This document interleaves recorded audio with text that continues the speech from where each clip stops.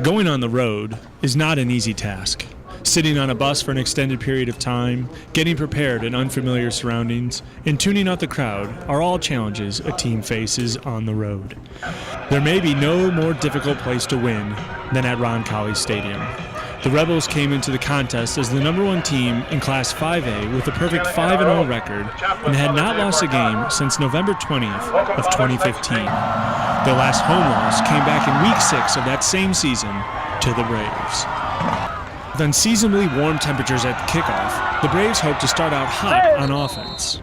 An incomplete pass was followed by a first down run by freshman Isaiah Martin, but an incomplete pass on third down would give the ball over to the Rebels.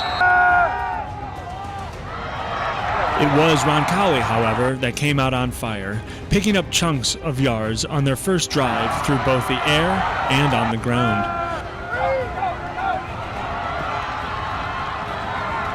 The drive would culminate in a 2-yard Elijah Mahan touchdown run. On the ensuing possession for the Braves, quarterback Derek Ozobu sailed the pass over tight end Tom Warner in the waiting arms of Roncalli's Ethan Newitt. Roncalli quickly went back to work on offense, methodically marching down the field and scoring on an 18-yard touchdown pass from Connor Gore to Hayden Moran.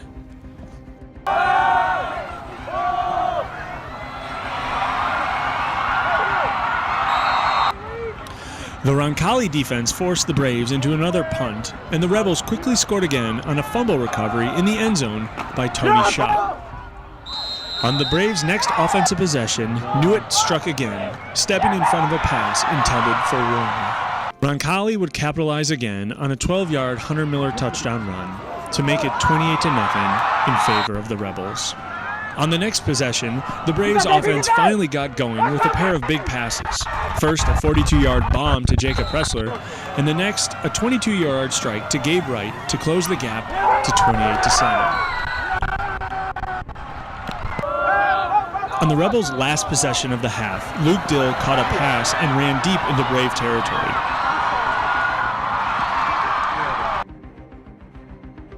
But a drop pass in the end zone stalled the drive, and the Rebels would settle for a field goal and a 31-7 halftime advantage.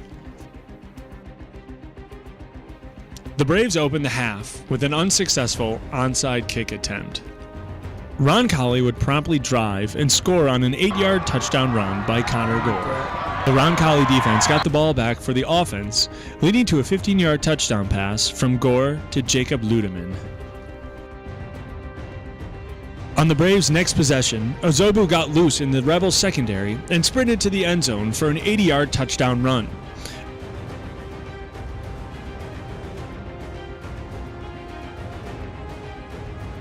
A successful 2-point conversion from Ozobu to Werner made the score 45-15. On the final possessions, the Braves gave sophomore Jacoby McGowan some varsity experience at the quarterback position. And like with most young players, there were some growing pains, but also flashes of positives like this 53-yard run. Timing can also be off when a new quarterback works with new receivers, and the missed connections force the offense to settle for an Alex Potts field goal. Roncalli would run out the clock and walk away with a 45-18 victory.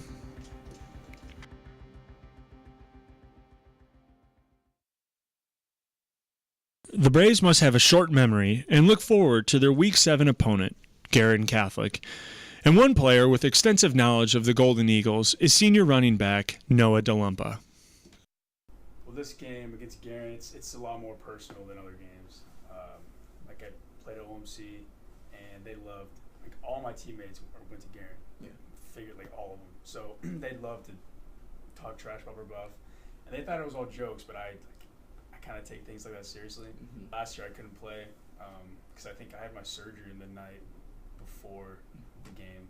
So I had to watch from a computer screen at home. And that loss was devastating. I was pretty upset. So, and I took that one to heart. And this one, it's like, all right, like we're gonna get back at you. We have a good squad this year, and we think I'm really confident with our chances in this game. It's a senior year. It could be my last time playing them, or last time we play them, because I'm obviously a major this year.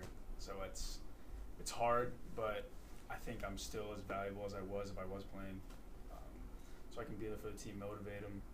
They know how important this game is for me, so I really think that they're gonna get this W.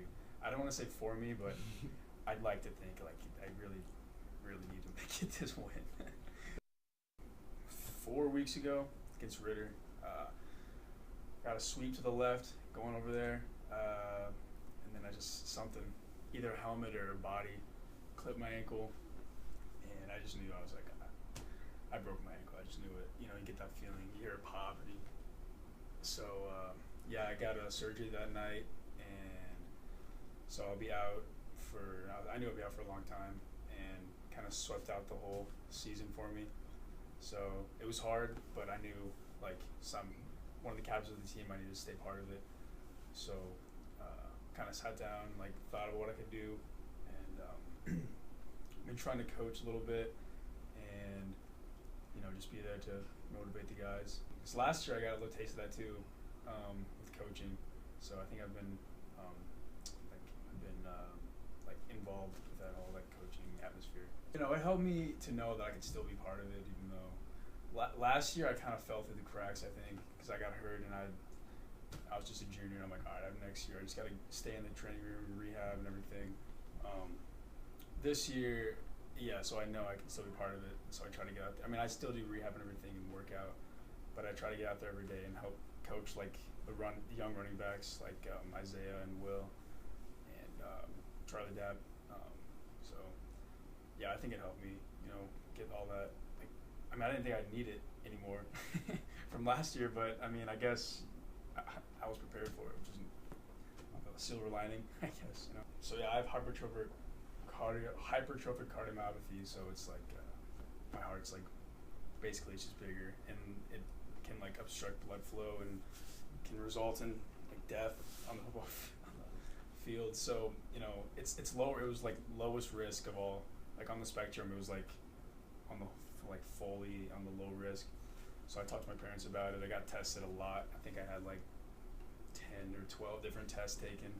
So we took the proper precautions, and the doctor was just I know how much you want to play. I really think the risk is so low that I think you could. So we took that and we ran with it. And we set up a meeting with the coaches, his athletic director, Father Jack, Mr. Van Slenberg. We all decided I could play. So yeah, like you said, every game that I played was a bonus. Every snap that I played was a bonus. It's just too bad it had to end up like this. But at least I got to go and get another try at it. Oh, a lot. It's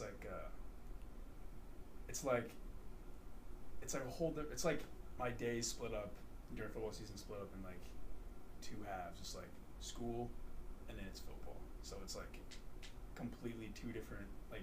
It takes up my whole day, half of my whole day technically. Because you go to practice and you go home, you do some homework and you watch film.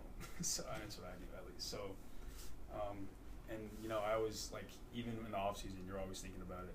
You're always working out. You're always thinking about the opponents you're gonna play. Sometimes watch highlight film for fun. Yeah, it takes up a lot of time, and I'm thankful that it does take up a lot. It did take up a lot of my time. Still does too. So yeah, it means a lot. The rivalry with Guerin has intensified over the years. The Braves and Golden Eagles have alternated wins in the regular season matchups over the past few years. So I'll start with Guerin's offense. So start with the quarterback. He's nothing like we saw last week with Roncalli. He's got a good arm. He can throw a good ball when the receiver's open. Kind of struggles sometimes. He gets under some pressure.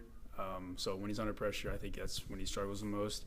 So their defense, I know their D-line is also they're kind of lacking size this year. So I think their D-line is not very big. They have a pretty solid linebacker core. I think their linebacker core is their strength. Their DBs they're not very aggressive. So I think JP and Bales or Gabe would have a good night. It's always a good game between Guerin and Brebeuf, but this year I think we'll have them. The Braves look to have a happy homecoming with a win over the Golden Eagles this Saturday at 7 p.m.